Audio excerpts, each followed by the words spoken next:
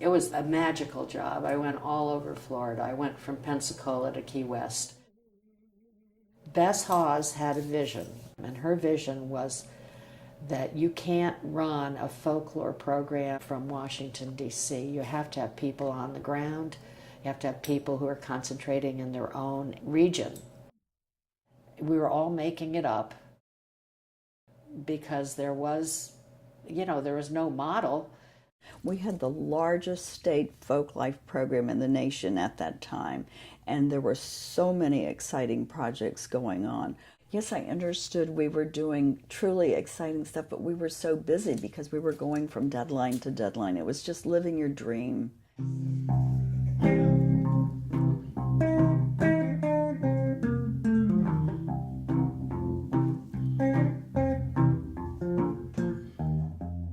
Well, I'm Peggy Bulger, and I actually came down to Florida in 1976 in August to start a survey of folk arts for the Stephen Foster Center. This was well before there was anything like a Florida Folklife program.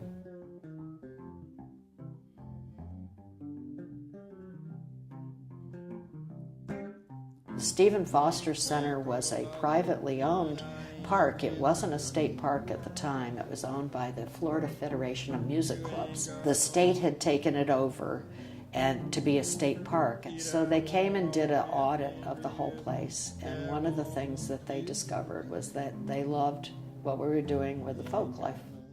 And they repurposed 8 positions at the park to be the Folklife program.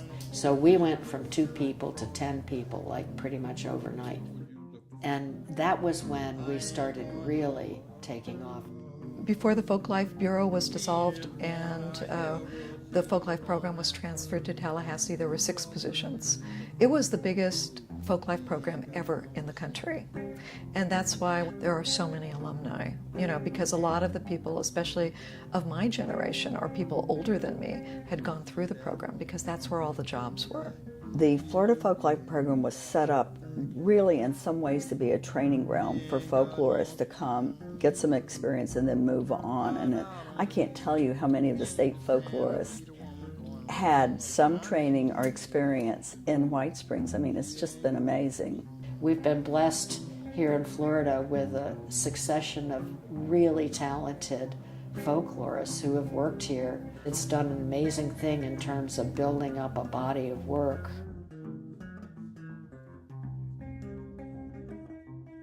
Florida is the most amazing state. Its ecology has driven some of its traditional culture, and it's the only really tropical or subtropical state in the country. Well, I've often wondered what it might be like in another state, but I'll tell you what I think is unique about Florida. Florida is a long state. We're surrounded on 3 sides by water. And so there's all these maritime traditions in Florida. There are all these wonderful pioneering traditions. And then we've had ethnic groups move in. So we have so many different traditions. We're like a giant smorgasbord. It's wonderful.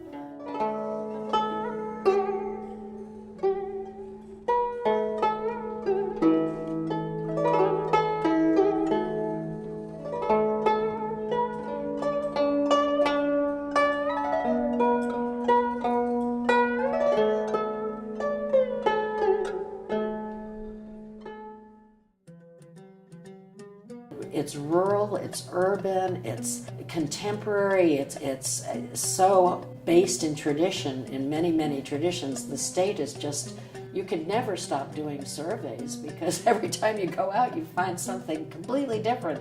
People say, how come there's nothing left for you to study? It's all changing or it's no longer in existence. But that's what's so wonderful. It's evolving, it's changing, it's living, it's dynamic, and it's like to let people understand it's not a historic thing.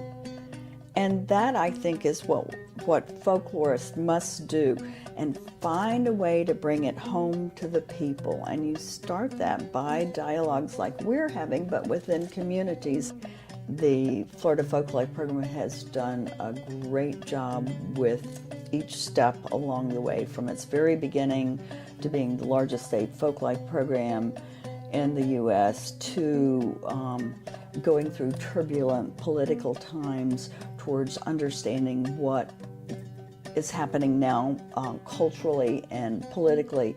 You know, working in folklife, I've realized, in Florida especially, has given me the unique opportunity to be in the homes and get to know people of virtually every ethnic and cultural stripe.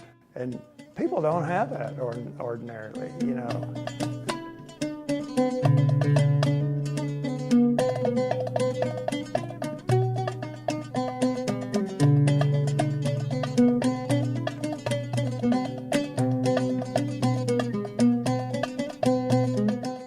A lot of people think it's just fun, but as anybody who's been in the field knows, it's a lot of work and it's a lot of responsibility.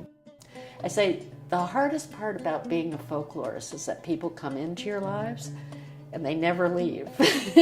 Here are all these wonderful people in the state, and if we could just learn to celebrate others' traditions instead of being threatened by them, the respect and the joy and the just wonderful things that we could bring to the state of Florida, it would be great. The only way we're ever going to overcome or minimize racism and cultural prejudices is by getting to know one another.